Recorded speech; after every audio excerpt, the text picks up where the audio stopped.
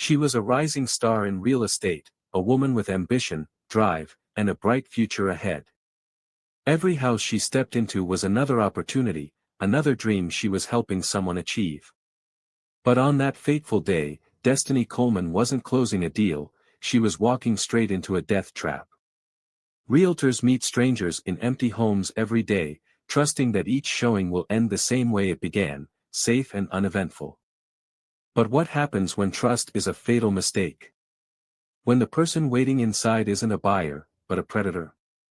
This is the story of a woman who had no idea she was being watched, no idea that every move she made was fueling a deadly obsession. A jealous wife, convinced her husband was having an affair. A fake house showing, carefully orchestrated. A moment of rage that turned a beautiful home into a crime scene. And the most horrifying part? The killer thought she had committed the perfect murder. You're watching True Crime Exposed, where we pull back the curtain on the darkest corners of human nature. Stay with us as we uncover the disturbing secrets, the chilling investigation, and the shocking truth behind a murder that never should have happened. And if you think this story is unsettling, trust me, we're just getting started. Subscribe now, because in the world of true crime, the most terrifying stories are the ones that hit closest to home. Destiny Coleman wasn't just another Miami real estate agent, she was the real estate agent. The kind that made clients feel like they weren't just buying a house, but stepping into their dream life. She had a natural charm that made people trust her, a confidence that turned hesitant buyers into homeowners, and a work ethic that kept her phone buzzing at all hours. But Destiny's hustle wasn't just about money. She had earned every bit of her success.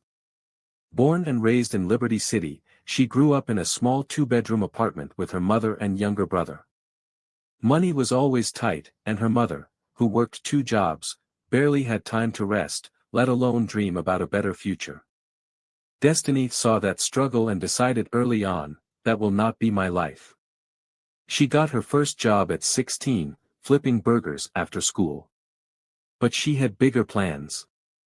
She put herself through college while working full-time, got her real estate license, and never looked back. At 30, she was one of Miami's top up-and-coming agents, specializing in high-end properties.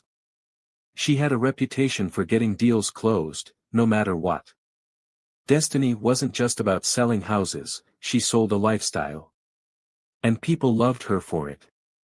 If Destiny had a motto, it would have been, "Sleep is for the weak." Her days started before sunrise. Coffee first, extra strong, then straight to work. Showings, closings, networking events, marketing photo shoots, endless phone calls, her schedule was packed. On any given day, she could be showing a multimillion-dollar condo in Brickell, checking out a fixer-upper in Wynwood, and meeting with developers about a new listing before lunch. Her calendar was color-coded to perfection, her car doubled as her office, and her phone was practically glued to her hand. Clients loved her because she made the impossible happen, finding homes that checked every box and fit their budget. But in all that hustle, one thing was missing: time for herself. She lived alone in a sleek downtown apartment, minimalist, modern, and barely lived in. Her fridge was mostly stocked with takeout containers and bottled water. Dating? Not a priority. She had been in love once, a long time ago, but her career always came first. She told herself she was fine with that. Independent. Self-sufficient. In control. Until she walked into a house showing that would change everything. Jamal Parker could walk into a room and have everyone's attention within seconds. He had that rare kind of charisma, the kind that made people want to listen to him, trust him, and, in some cases, fall for him. As one of Miami's top luxury home contractors, he had built some of the most stunning properties in the city. High ceilings, sleek finishes, million-dollar views, his work spoke for itself. Developers called him first, real estate agents fought to get their clients into his homes, and investors knew that if Jamal was involved, the project would be a success. But it wasn't just about business. Jamal knew people. He had the smooth-talking confidence of a man who had learned early in life how to get what he wanted. Born and raised in Jacksonville, he didn't come from money. Everything he had, he built from the ground up. He started out as a construction worker in his early 20s, picking up skills, learning the trade, and, more importantly, making connections. By 35, he was running his own contracting business, working on multi-million-dollar projects, and living the kind of life he had once only dreamed of. On the surface, Jamal had it all. A beautiful wife. A thriving business.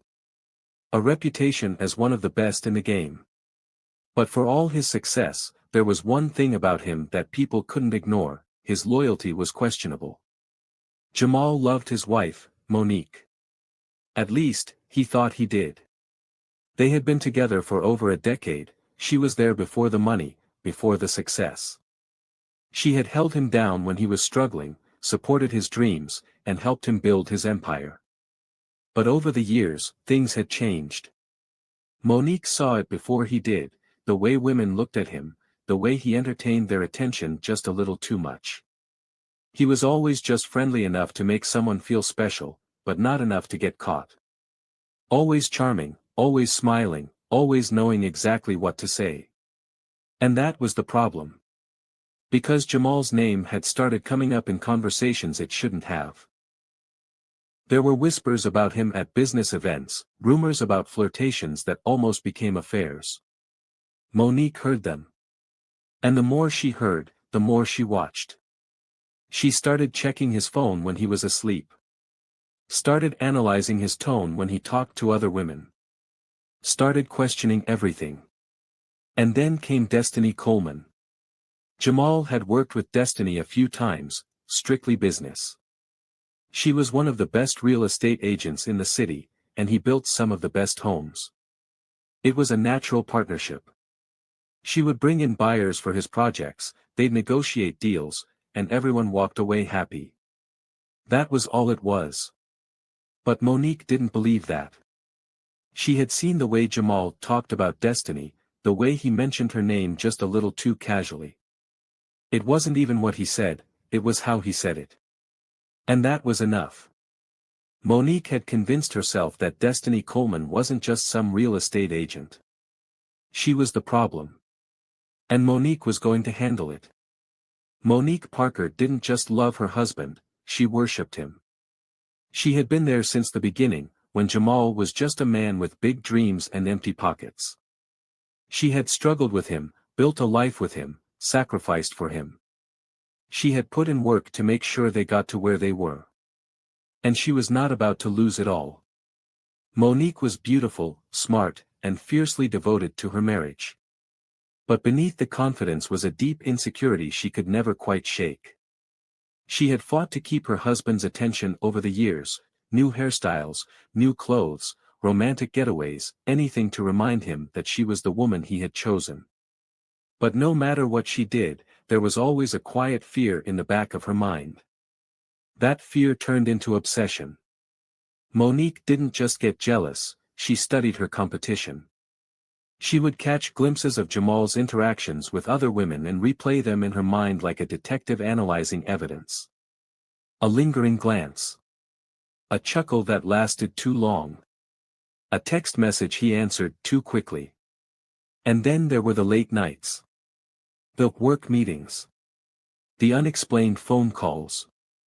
Monique didn't just suspect Jamal was cheating, she knew he was. She just needed to find out who he was cheating with. That's when Destiny Coleman's name started popping up. Destiny, the young, successful, beautiful real estate agent. Destiny, the woman Jamal kept running into. Destiny, the woman he couldn't stop mentioning. Monique saw the signs. Jamal didn't think she was paying attention, but she was. And once she had her target, there was no going back. Monique didn't decide to kill Destiny overnight. It started as suspicion. Then it turned into sleepless nights. Then it turned into rage.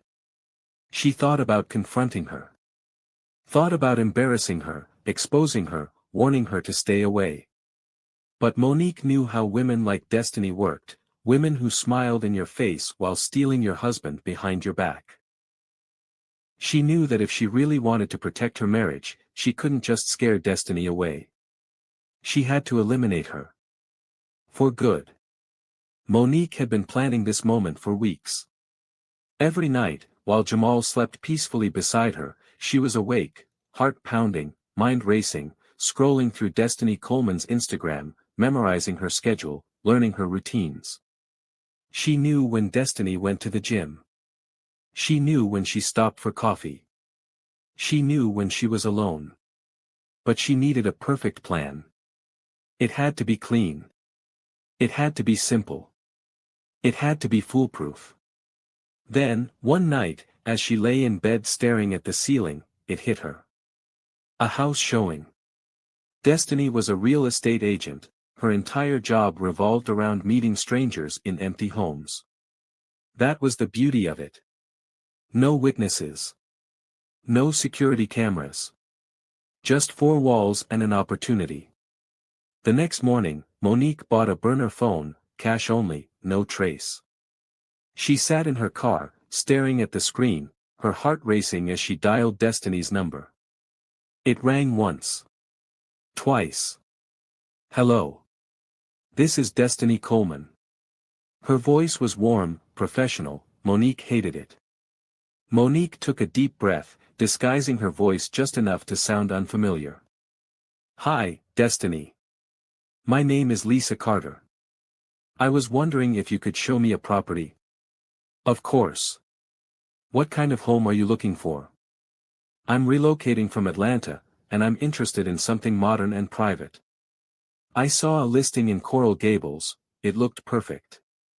Monique could hear Destiny smiling through the phone. I'd love to show it to you. When are you available? Monique glanced at the clock. How about tonight? Say. 7:30. A pause.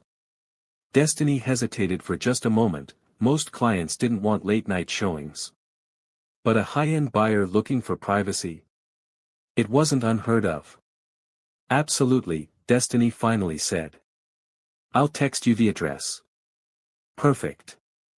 Monique hung up, gripping the phone so tight her knuckles turned white. She had just set the trap. Now all she had to do was wait. The house was perfect. A brand new luxury property, empty, isolated, and still in the final stages of construction. No furniture. No security system. No nosy neighbors. Just a quiet house sitting on the edge of a gated community, waiting for someone to step inside. Monique got there an hour early. She parked a block away, walked the rest of the distance, and slipped inside through the back door. The place smelled of fresh paint and new wood, the floors pristine, the air thick with silence. She had been here before. Jamal had built this house. Another reason why it was perfect. Monique walked through each room, making sure nothing was out of place. Then she positioned herself near the entrance, waiting. A knife tucked into her purse. Her heartbeat in her throat. Then, at exactly 7:30, she heard it. The sound of tires crunching against the driveway. Monique's fingers curled around the handle of her knife. It was time. Destiny stepped inside, smiling, dressed in a fitted blazer and heels, looking every bit the polished, successful woman she was. She held her phone in one hand, her purse in the other, completely unaware that she had just walked into a trap. Lisa, she called out, glancing around. Nothing. The house was empty. Her smile faded slightly, replaced with confusion. Then. The door slammed shut behind her. Destiny spun around, her breath caught in her throat as she saw Monique standing there, blocking the exit. Not Lisa Carter. Not a client. Just a furious wife with a knife in her hand and murder in her eyes. Monique? Destiny's voice wavered. What are you doing here? Monique smiled, cold, cruel, dangerous. I could ask you the same thing. Destiny took a step back. Look, I don't know what you think is happening, but I'm here for a showing. There is no showing, Monique cut in. Destiny's breath hitched. Monique took a slow step forward. You thought you were meeting a client. Thought you were about to sell $1 million home. Her voice dropped into a whisper. Instead, you just walked into your grave. Destiny's pulse skyrocketed. She glanced at the door, Monique noticed. Go ahead, Monique taunted. Try to run. Destiny did. She lunged for the door, but Monique was faster, grabbing her by the wrist, yanking her backward. Destiny screamed, twisting, fighting, nails clawing at Monique's arms. You think I'm stupid? Monique shouted, shoving her against the wall. You think I don't see what's been going on? Destiny struggled, panicked. I don't know what you're talking about. Monique laughed. Oh, please. You really expect me to believe you haven't been screwing my husband? Destiny's eyes widened. I haven't. I swear. Monique pressed the knife against Destiny's stomach. Not hard enough to cut, but enough. Don't lie to me. Destiny shook her head, tears spilling. I never had anything with Jamal. I swear on my life. Monique's grip tightened. You are swearing on your life. The silence stretched. Destiny was terrified. Monique could see it in her eyes, the raw, breathless fear of a woman who suddenly realized she might not be walking out of this house alive. And for the first time, Monique hesitated. Because if Destiny wasn't lying, if Jamal really hadn't been cheating, then Monique was about to kill an innocent woman. Her hand trembled. For just a moment, Destiny saw an opening. She acted. She slammed her knee into Monique's stomach, twisting out of her grip, bolting for the door. Monique stumbled, gasping, but rage took over. She lunged. Grabbed Destiny's hair, yanked her back. Destiny screamed, her purse falling to the ground, her phone sliding across the floor. Monique lifted the knife. Destiny's hands shot up, wait. Wait. For a second, everything froze. Monique was breathing hard, the blade hovering between them. Destiny, shaking, staring at her like she was looking death in the face. And then Destiny whispered something that made Monique's entire world shatter. Jamal's the one playing you. Monique blinked. Destiny swallowed hard. You think I'm the other woman? You think I'm the threat? She shook her head. Monique, you're looking at the wrong person. A heavy silence fell between them. Monique's heart pounded. Her fingers curled tighter around the knife. Had she made a mistake? Was Destiny the real enemy? Or was it Jamal? For the first time, Monique didn't know. And in that split second of hesitation, Destiny ran. There was no more talking. No more pleading. No more second guessing. Monique snapped. Destiny had made it to the door, her fingers wrapped around the handle, twisting, yanking. But Monique charged like a wild animal, slamming into her with full force. Destiny let out a shocked scream, stumbling forward, her shoulder crashing into the wall. Monique didn't hesitate. She grabbed Destiny by the back of her blazer and yanked her away from the door. No! Destiny shrieked, kicking, thrashing. Monique's grip was ironclad. She spun Destiny around, slammed her against the wall, and in one swift motion, she plunged the knife forward. But Destiny moved. The blade barely grazed her, slicing through fabric instead of flesh. Destiny fought like hell. She swung wildly, nails scratching at Monique's face, catching her cheek, drawing blood. Monique screamed, more out of rage than pain, and punched Destiny across the face. A crack. Destiny stumbled, dazed, blood trickled from her lip. Monique gripped the knife tighter. You should have stayed away from him, she hissed. Destiny shook her head, panting. I didn't do anything. Monique's vision blurred with fury. She lunged. This time, the knife found flesh. Destiny gasped, her eyes went wide, her body jerking as the blade sank into her stomach. For a moment, everything went still. Destiny's mouth opened, but no words came. Just a small, broken sound, like she was trying to speak, trying to understand what had just happened.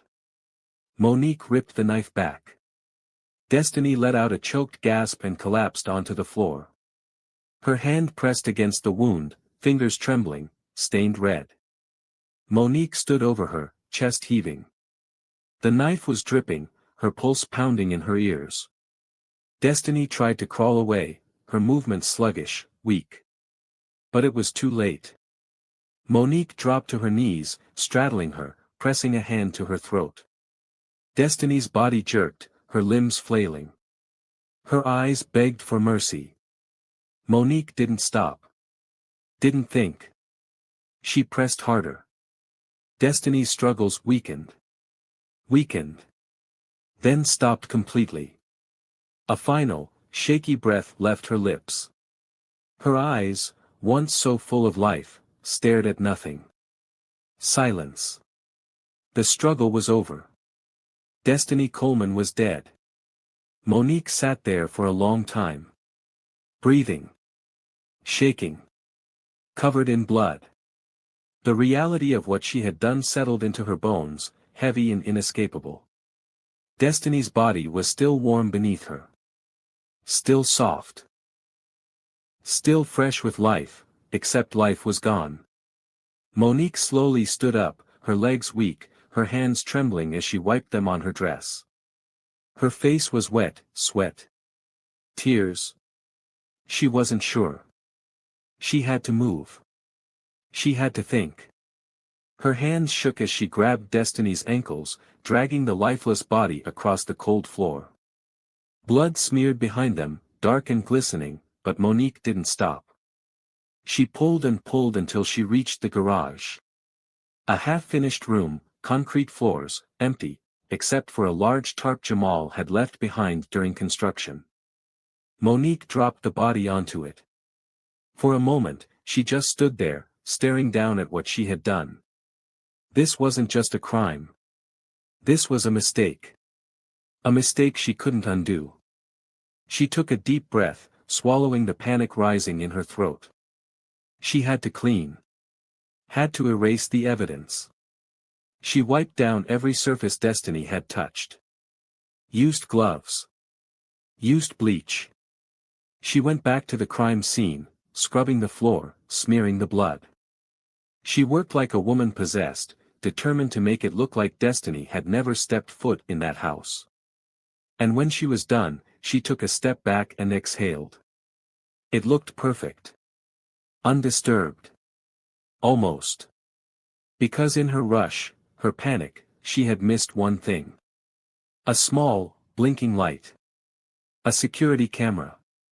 Not installed by the owners. Not part of the house.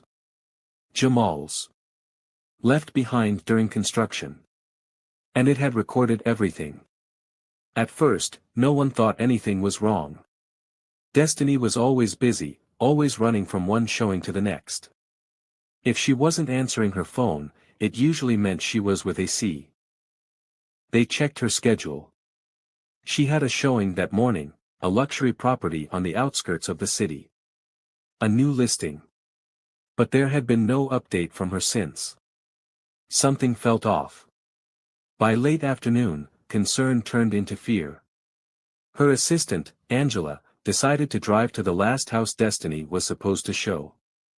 As she pulled up to the property, her stomach dropped. Destiny's car was still there. Sitting in the driveway. Doors locked. Keys inside. Angela's hands shook as she dialed 911. Within minutes, police swarmed the scene. Officers moved cautiously, scanning the area, knocking on doors, calling out Destiny's name. The house itself was eerily silent, the door still unlocked from when Destiny had first walked inside. The moment they stepped in, they knew, something was wrong. There was an unmistakable smell in the air. A chemical sharpness, bleach. And underneath it, something metallic. Something faintly rotten. Blood. The house wasn't ransacked. There was no sign of forced entry. But on the pristine white tiles near the entrance, a smear of red. Someone had tried to clean. But not well enough. One officer crouched down, running a gloved finger over the faint stain. His partner glanced around the empty room, taking in the eerie silence. Something happened here. And they were going to find out what. Police began piecing it together. The investigation moved fast. Destiny Coleman was a well-known name in the real estate world. Her sudden disappearance wasn't just a tragedy, it was news. Media outlets picked up the story within hours. But behind the scenes, detectives were already unraveling the truth. Step by step. Piece by piece. No record of a buyer. The first red flag. There was no record of a scheduled showing with a client that day. Destiny's agency had nothing in their books. No appointment. No name. Whoever had called her, whoever had lured her there, had done it off the record. Then came the security footage. At first, it seemed like there were no cameras inside the house. It was a new build, no official security system yet. But then detectives found something unexpected, a small, forgotten camera in the garage. It wasn't part of the home's design. It had been left behind by a contractor. And when they checked the recordings, the entire attack was there. The struggle. The fight. The murder. And the face of the woman responsible. Monique Parker. Still, detectives needed more. They traced Destiny's last known call, the one that set up the showing. The number was a burner phone, bought in cash at a small convenience store 3 days before the murder. But even burners leave a trail. The store's security cameras showed the buyer clearly. A woman. Mid-30s. Dark sunglasses. Hood pulled up. But the moment detectives enhanced the footage, there was no doubt. It was Monique Parker. She had planned everything. She had thought she was careful. But she had made a mistake. And now, the police were closing in. By the time detectives knocked on Monique Parker's door, she had already heard the whispers. News of Destiny Coleman's disappearance was everywhere. The media was buzzing with speculation. Her face was on every news broadcast, her name repeated over and over. And Monique? She played her part perfectly. A concerned wife. A woman caught in a tragedy she had nothing to do with. When detectives asked to speak with her, she welcomed them inside. Of course, she said, her voice smooth, her face composed. I've been following the news. It's awful what happened to her. Do you think she's still alive? A carefully placed stammer. A perfectly timed look of worry. Detectives had seen it before. Monique thought she was in control. She thought she had outsmarted them. But they had evidence. The burner phone. The security footage. The blood traces. And most damning of all, Jamal Parker had flipped. At first, he had denied everything. He had sworn he had no idea what happened to Destiny. But under pressure, when detectives laid out the timeline, the proof, the fact that his wife had stalked Destiny, his confidence cracked. I don't know what she told you, but I had nothing to do with this, he stammered, shaking his head. And then, almost reluctantly. My wife, she can be jealous. It wasn't a confession. But it was enough. So when detectives sat across from Monique, when they told her they had everything, the footage, the burner phone, the records, her expression didn't change. Not at first. Then they said 4 little words. Jamal told us everything. And just like that, the mask slipped. Her eyes darkened. Her breathing changed. For a fraction of a second, she was no longer the innocent wife. She was the woman who had lured Destiny into that house. And they saw it. You should really get a lawyer, Monique. She sighed, shaking her head. And then, almost casually. Guess I should. The courtroom was packed. Every seat filled. Every camera rolling. People wanted to see this. The wife who had killed over jealousy. The woman who had planned a perfect trap, only to be caught by her own mistakes. Monique Parker sat stone-faced as the prosecution laid out the facts. They played the security footage. Showed the burner phone purchase. Detailed the stalking, the obsession, the motive. Jamal Parker took the stand. She thought I was cheating, he admitted, his voice tight. I told her nothing was going on, but she wouldn't let it go. His words were damning. Not because they proved he was guilty, he wasn't. But because they proved she was. Monique never took the stand in her own defense. She never showed remorse. Not once. The jury didn't take long. Guilty. First-degree murder. Life in prison. No parole. As the verdict was read, Monique didn't flinch. She didn't cry. She didn't beg. She simply smirked. And then, just before she was led away, she turned to look at Jamal, just once. A slow, deliberate glance. And then she was gone. Some killers hide in the shadows. Others lure their victims into plain sight. Destiny Coleman was ambitious, talented, and driven. She worked hard, played by the rules, and trusted that success would come with time. But trust can be a dangerous thing. She thought she was walking into another routine house showing. Another opportunity. Another step toward the future she had worked so hard to build. Instead, she stepped into a nightmare.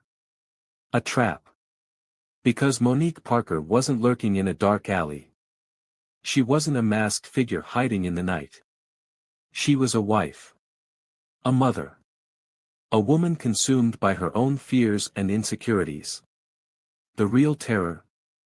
Monique didn't just kill out of rage. She planned it.